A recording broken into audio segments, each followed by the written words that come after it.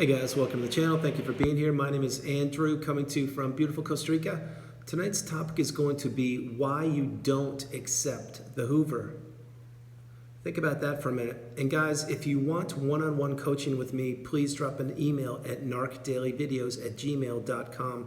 I have expanded the hours, so please drop an email if you want to have a session. Guys, why you don't accept the Hoover. Now, when you were in the narcissistic relationship, let's be real, you were being manipulated and you were being taken advantage of virtually every day of that relationship, whether you knew it or not, and your resources were being decimated. Your self-confidence was being decimated also. Your value, your worth, everything. You were basically in the fog post-love bomb stage, and you maintained that position in the fog, in the narcissistic fog, throughout the relationship until the relationship ended. Maybe you were discarded or maybe you ended it yourself. But once the relationship ended and you officially were free of the narcissist, meaning you don't see them anymore, you've gone no contact, you've blocked them, you've deleted them, you've removed flying monkeys and all associated people that you maintained a relationship with during the narcissistic relationship, they're all gone now. And now you're well on the healing path and you're understanding exactly how toxic that relationship was. Excuse me. When you understand this and process it, and it will take time, dedication, devotion, and of course commitment on your part. But when you're doing this, there may be times when the narcissist may attempt to Hoover you. Now, for those of you who don't know what a Hoover is on the channel, and again, thank you very much for being here.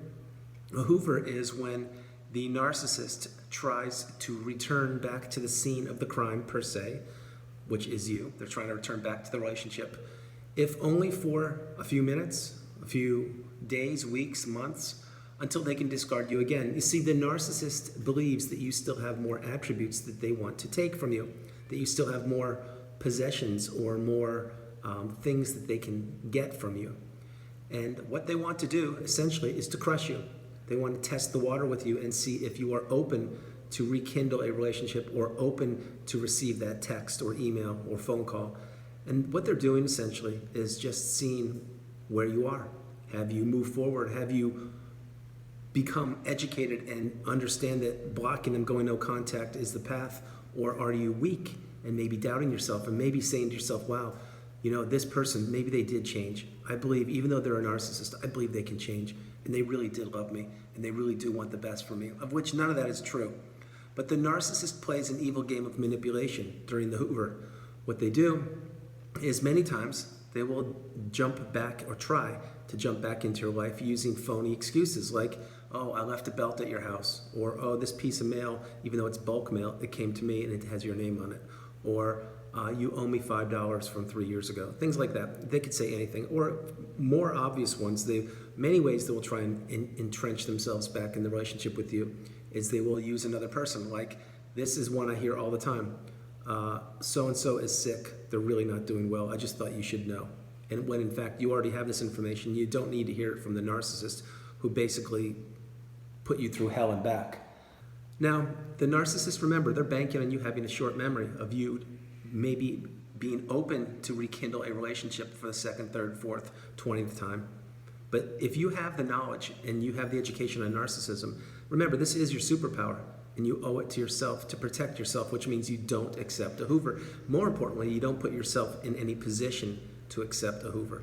So I've already mentioned a few times blocking, deleting, removing fly monkeys, all that. That's what you need to do. There will be times, though, however, that maybe you can accept, let me rephrase that you may be the recipient of a Hoover through another person, maybe, meaning like a Hoover by proxy. Maybe you share a child and the child passes on information without even knowing about it, or maybe it's a neighbor, or maybe someone who is not a flying monkey, just an innocent person. They will relay information to you about the narcissist, and this could be a Hoover.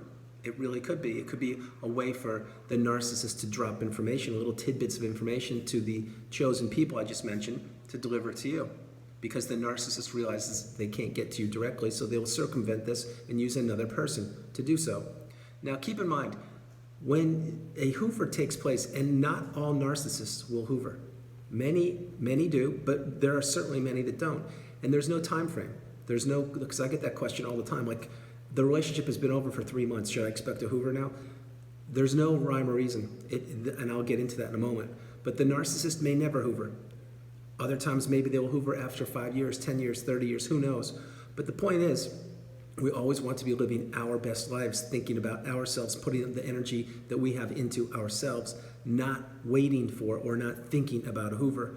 Of course, mainly because it may never happen. And like I mentioned on the channel frequently, you should be living in the present moment, not in the past, not in the future. You should be living in the present moment, right here and right now. That's exactly the path. That's what you do. That's when you become enlightened and you understand you can drown out the noise. But why you don't accept a Hoover, there are so many reasons.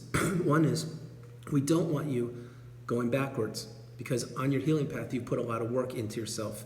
You've read a lot of books or articles. You've watched a lot of videos, I'm certain, and you've become educated. And that is your superpower now. You owe it to yourself to protect yourself and insulate yourself. So if you've done that, and you've done it to the best of your ability, and you've put the narcissist in the rearview mirror, A+, I'm giving you a huge virtual hug. That's exactly what you should be doing. Understand, though, the narcissist, while they are lazy, they are persistent at times, and they may try to Hoover you. Now, again, I'm not suggesting walking around all day like looking for the Hoover. Oh my gosh, is it going to happen? I don't know. No, we don't do that. We live our best lives. We focus on ourselves, and we do what we need to do. But if there is a moment in time, let's say it's a holiday, a birthday, some special event, some date that you two shared, that you and the narcissist shared, whatever it was, work anniversary, who knows. These are prime times when the narcissist may try to Hoover you, because they are trying to play on your heartstrings and trying to get you when you're vulnerable, or maybe when you're reminiscing, or maybe when you're thinking about a certain situation or event or time. Because they know you're an empath, and they know that you care, and they know that you did care about them during the relationship, whether you fell in love with them or not. The point is, they know you inside and out, and they know how to get to you. So not accepting a Hoover is strongly suggested. It's the path. It's the way that will benefit you. Remember also, you should be maintaining, growing, building, and adhering to your boundaries. Boundaries are a necessary thing which will enable you to protect and insulate yourself from any potential Hoovers. Just the way it is.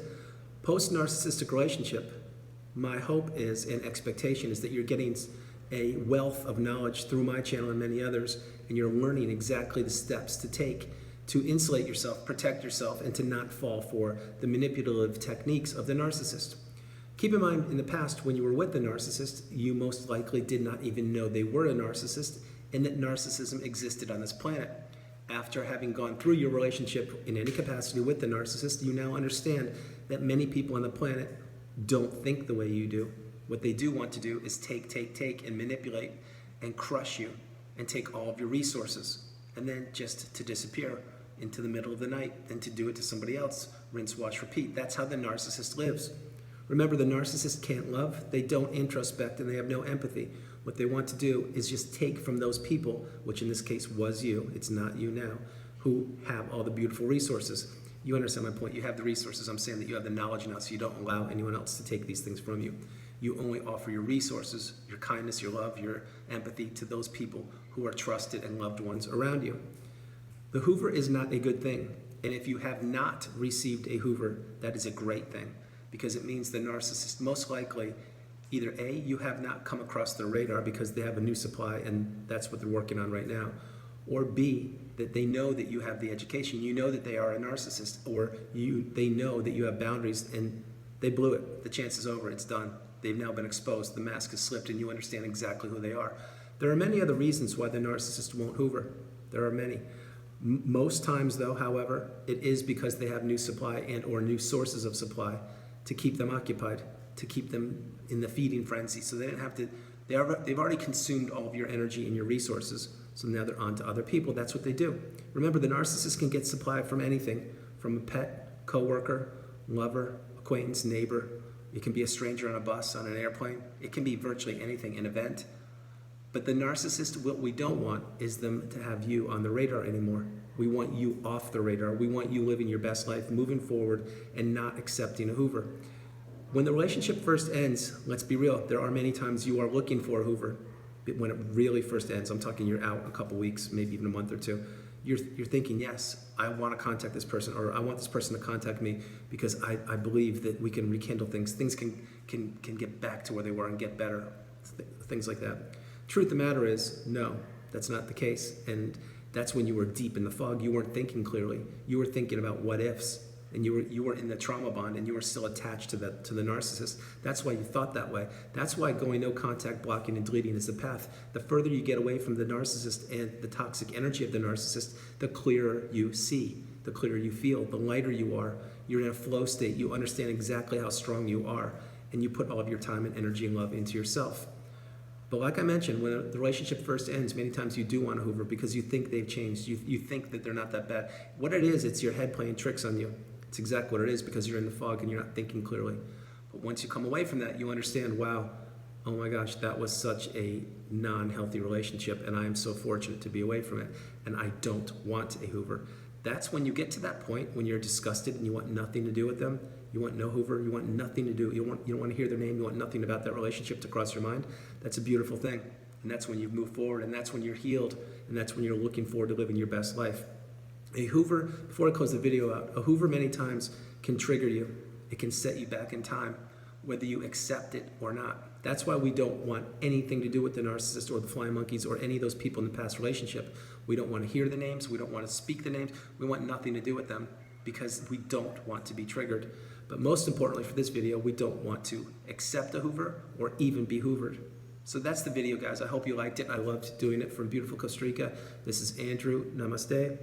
Have a great evening. Stay blessed. Stay true. Continue to not accept any Hoover. And my hope is you don't get a Hoover. My hope is you're living your best life, moving forward, and just being the best person you possibly can be. Remember one thing, no matter where you are on the planet, you are not alone, and I love you.